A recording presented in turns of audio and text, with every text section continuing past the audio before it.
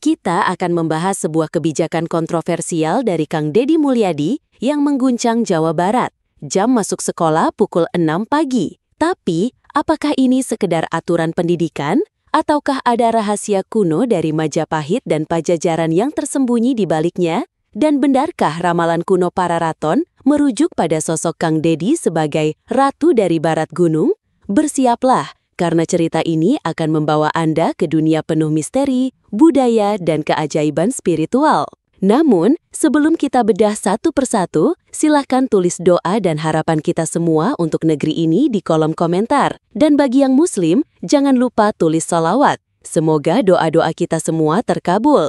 Pagi itu, di Gedung Putih Cianjur, Jawa Barat, pada Mei 2025, Gubernur Kang Deddy Mulyadi mengumumkan kebijakan yang menggemparkan. Mulai Juni 2025, semua siswa di Jawa Barat wajib masuk sekolah pukul 6 pagi. Dan jam malam diberlakukan untuk mencegah mereka keluar rumah setelah matahari tenggelam. Reaksi masyarakat langsung meledak. Sebagian memuji langkah ini sebagai terobosan untuk mendisiplinkan generasi muda, namun banyak pula yang memprotes, menyebutnya kuno, memberatkan, dan memundurkan zaman. Di tengah hujan kritik, Kang Deddy hanya tersenyum penuh makna dan berkata, "Orang besar bangun sebelum ayam jantan berkokok. Ini bukan soal sekolah, ini soal menata ulang jiwa bangsa." Dalam wawancara eksklusif dengan media lokal, Kang Deddy mengungkap inspirasi di balik kebijakannya. Sebuah riset tentang kalender abadi Sri Maharaja Hayamuruk, catatan kuno dari era Majapahit, yang ditemukan dalam naskah-naskah sejarah seperti Nagara Kertagama. Catatan ini menyebutkan bahwa raja dan pejabat istana bangun antara pukul 3 hingga 4 pagi untuk bermeditasi, berdoa, dan menyerap ilham dari alam. Waktu antara subuh dan matahari terbit, yang disebut windu pencerahan, dianggap sebagai momen sakral ketika pikiran manusia paling jernih dan terhubung dengan ilahi. Kang Deddy percaya, dengan mengembalikan disiplin waktu ini, generasi muda akan menjadi anak angin, cerdas, tanggap, dan kuat secara spiritual. Para guru spiritual di masa lalu, baik dari tradisi Hindu, Buddha, maupun Islam Jawa, meyakini bahwa fajar adalah waktu terbaik untuk belajar. Dalam tradisi Jawa, waktu ini disebut sebagai saat ketika gerbang antara alam jasad dan alam ide terbuka lebar.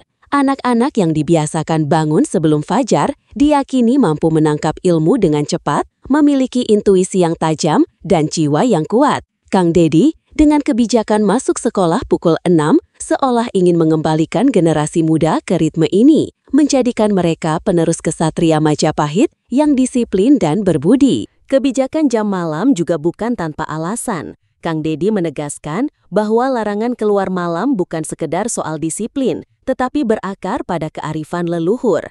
Dalam adat Sunda dan Jawa, malam adalah waktu ketika rajah turun, energi gaib dari alam bawah mulai berkuasa. Anak-anak dilarang berkeliaran setelah matahari tenggelam untuk melindungi mereka dari pengaruh negatif, baik fisik seperti pergaulan bebas maupun spiritual seperti gangguan gaib.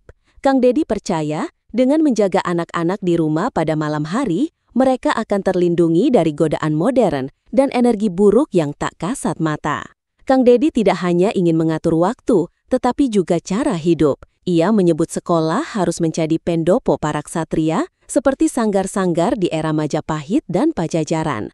Dalam visinya, siswa datang pagi-pagi untuk membersihkan kelas, melakukan meditasi ringan, dan baru memulai pelajaran formal. Ia juga memperkenalkan pengajaran budaya lokal, seperti bahasa Sunda kuno dan seni tradisional, untuk menanamkan nilai-nilai leluhur. Bangsa besar tidak belajar hanya pakai otak, tapi dengan tata diri, katanya dalam sebuah pidato yang viral di media sosial. Di tengah kontroversi, seorang budayawan Sunda menemukan kutipan mengejutkan dalam kitab Para Raton, naskah kuno dari abad ke-15 yang menyebutkan ratu dari Barat Gunung yang akan mengulang waktu Majapahit untuk menyiapkan kebangkitan ilmu dan budi. Banyak yang mulai mengaitkan ramalan ini dengan Kang Deddy yang berbasis di Jawa Barat dan dikenal sebagai penjaga budaya Sunda. Keren bukan? Apakah ini kebetulan atau memang ada petunjuk gaib yang sedang terungkap? Sejak Juni 2025, Sekolah-sekolah di Jawa Barat mulai menerapkan kebijakan ini. Siswa tiba pukul 5.45 pagi, menyapu halaman, dan memulai hari dengan doa atau meditasi singkat sebelum pelajaran dimulai pukul 6. Hasil awal mengejutkan. Dalam beberapa minggu, laporan dari guru menunjukkan peningkatan fokus siswa, penurunan tingkat absensi, dan bahkan beberapa siswa mulai fasih memahami bahasa Sunda kuno karena pelajaran diselipkan mantra dan puisi tradisional. Orang tua melaporkan anak-anak mereka lebih sehat dan jarang sakit, seolah energi fajar memberi mereka kekuatan baru. Namun, tidak semua orang setuju. Kritik membanjir dari pengamat pendidikan dan kelompok liberal yang menyebut kebijakan ini Coldplayan dan memaksa anak-anak bangun terlalu pagi. Mereka menuduh Kang Deddy mencoba memundurkan pendidikan ke zaman feodal. Dalam sebuah debat televisi, Kang Deddy menjawab dengan tegas, "Kalau kamu ingin hidup seperti bangsa Barat, silahkan. Tapi aku ingin bangsaku bangkit seperti leluhurnya sendiri." Pernyataan ini memicu perpecahan opini publik dengan hashtag Fajar Jabar trending di media sosial. Setelah 40 hari kebijakan berjalan, laporan menakjubkan mulai bermunculan. Guru-guru melaporkan suasana kelas lebih tenang, siswa lebih mudah menyerap pelajaran, dan beberapa bahkan mengaku bermimpi melihat cahaya kuning keemasan di sekitar murid-murid saat pelajaran pagi. Seorang kiai terkenal dari Cianjur menyebut fenomena ini sebagai restu dari leluhur, mengaitkannya dengan kearifan spiritual Jawa. "Ini bukan kebetulan," katanya. "Fajar adalah waktu ketika langit membuka pintunya dan Kang Deddy sedang membawa kita kembali ke jalan itu." Dalam pidato akhir bulan Juni 2025 di Lembur Pakuan, Kang Deddy berbicara dengan penuh semangat. "Bangsa ini rusak karena tidak lagi menghormati waktu. Aku ingin jam 6 jadi waktu sakral, waktu belajar, waktu mulai bekerja, waktu menata ulang masa depan. Jika Majapahit bisa besar karena itu, mengapa kita tidak?" Pidato ini disambut tepuk tangan meriah, namun juga memicu pertanyaan, apakah kebijakan ini benar-benar akan mengubah wajah pendidikan atau bahkan jiwa bangsa? Kisah ini semakin mencekam, bukan? Jika Anda merasa jantungan Anda berdetak kencang, tekan tombol like sekarang untuk mendukung kami mengungkap misteri ini lebih dalam. Dan jangan lupa subscribe dan aktifkan lonceng notifikasi agar Anda tidak ketinggalan kisah-kisah yang membuka mata dan hati. Mari kita lanjutkan perjalanan ini bersama. Apakah kebijakan Kang Deddy ini benar-benar hanya soal disiplin atau ada kode kuno yang tersembunyi di baliknya? Bagaimana seorang gubernur modern bisa terinspirasi oleh kalender Majapahit yang berusia ratusan tahun? Apakah mungkin windu pencerahan yang disebut dalam catatan Hayam Wuruk adalah kunci untuk membangkitkan kembali kejayaan Nusantara? Dan yang lebih menarik, mengapa ramalan kuno para raton menyebut ratu dari barat gunung yang akan mengulang waktu Majapahit? Apakah Kang Deddy yang berbasis di tanah Sunda adalah sosok yang diramalkan? Lebih jauh lagi, apakah kebijakan ini terkait dengan kearifan spiritual Jawa tentang waktu fajar sebagai gerbang ilmu dan malam sebagai waktu ketika energi negatif berkuasa? Apakah Kang Deddy sedang mencoba melindungi generasi muda dari pengaruh gaib yang tak terlihat? Dan jika ramalan para raton benar, apakah kita sedang menyaksikan awal dari era baru atau justru permulaan ujian besar bagi bangsa ini? Apakah fenomena cahaya keemasan yang dilaporkan guru-guru adalah tanda restu ilahi atau hanya imajinasi yang dibesar-besarkan? Untuk memahami kebijakan ini, kita harus menyelami akar budaya Jawa dan Sunda, yang kaya akan kearifan tentang waktu dan disiplin spiritual. Dalam sejarah Majapahit, catatan seperti Nagara Kretagama dan para raton menyebutkan bahwa kebesaran kerajaan itu tidak hanya berasal dari kekuatan militer atau perdagangan, tetapi juga dari keteraturan hidup yang selaras dengan alam.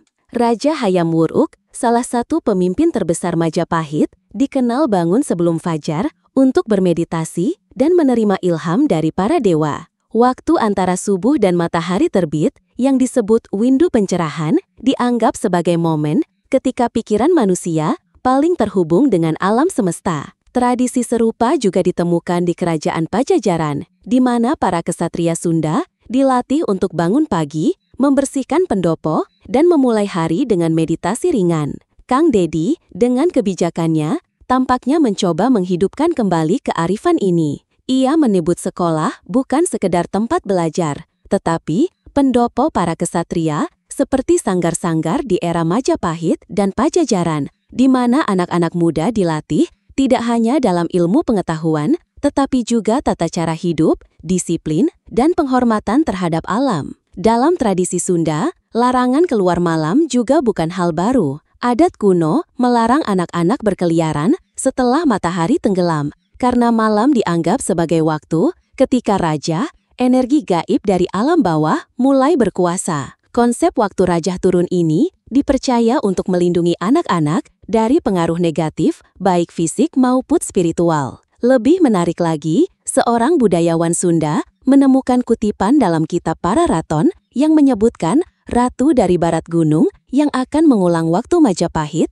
untuk menyiapkan kebangkitan ilmu dan budi. Banyak yang mulai mengaitkan ramalan ini dengan Kang Dedi, yang berbasis di Jawa Barat dan dikenal sebagai penjaga budaya Sunda. Dalam tradisi Jawa, seorang pemimpin sejati harus memiliki wahyu kedaton, restu ilahi yang terlihat dari tindakan nyata untuk rakyat. Dengan kebijakan ini, apakah Kang Dedi sedang menjalankan misi spiritual yang lebih besar, seperti yang diramalkan oleh leluhur? Mari kita masuk ke ranah yang lebih gelap dan misterius. Simbolisme mistis. Dalam kebijakan Kang Dedi, waktu fajar bukan sekedar jam di dinding, tetapi sebuah gerbang spiritual. Dalam tradisi Jawa dan Hindu, fajar adalah waktu Brahma Muhurta, momen suci sebelum matahari terbit ketika hubungan antara manusia dan alam ilahi terbuka lebar. Anak-anak yang bangun dan belajar di waktu ini dianggap sebagai anak angin yang mampu menangkap ilmu dengan cepat dan memiliki kekuatan batin yang luar biasa. Kang Dedi,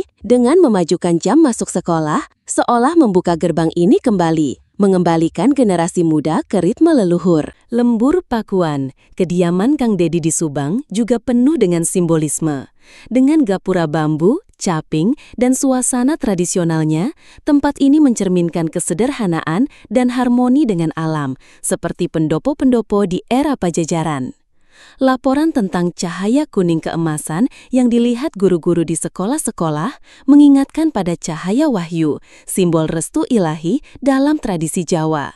Dalam mitologi Sunda, cahaya ini sering dikaitkan dengan Prabu Siliwangi, Raja Pajajaran yang dianggap sebagai pelindung tanah Sunda.